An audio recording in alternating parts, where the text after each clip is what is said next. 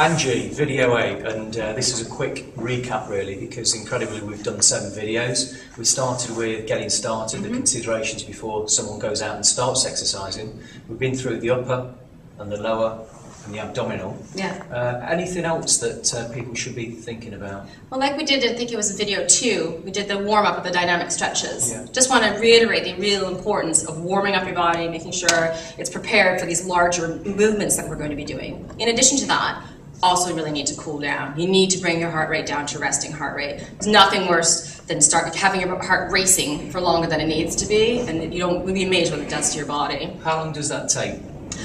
Yeah, like about 5 to 10 minutes, yeah. You know, even if it's just stretches and just slowly moving into slower movements if you're going to be at home, or if by chance you want to take the opportunity to join a gym, which, you know, I know a lot of people are afraid of doing that, but if they get to a gym, there's going to be professionals there, and then obviously they'll have the facilities. They can go on the bike, they can go on whatever machine to bring the heart rate down. That's important, isn't it? Get professional, proper advice, even if you don't.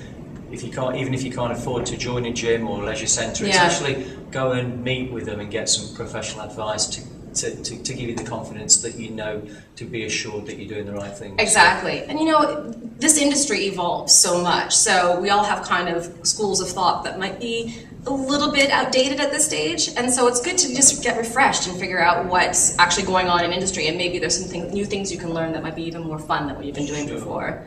Just a couple of things that we haven't touched on just before we close is nutrition, but there's obviously the food side of it, and there's also the drinks, because when you're exercising you actually burn, you know, you sweat and you lose fluid, don't you? Exactly. What should people really think about on how much fluid to put back when they've exercised? Yeah, I mean, ultimately it'd be nice if people were drinking about 2 liters of water a day. It doesn't need to be just water, you know, you could be having some teas, like green tea's fantastic. I drink like 2 or 3 a day, to be honest. But you know, if you're gonna have water, that's great, and just make sure you're fully hydrated. If at any point you're thirsty, you're actually dehydrated, so you've actually gone too far the other way. So you should listen to your body, really. Absolutely, absolutely. And then just constantly drinking whilst you're working out. Just make sure you're replenishing, because hopefully you're sweating out. It makes you more alert as well, doesn't it, if you're refreshing? Absolutely, the brain needs it. The brain needs the fluids constantly.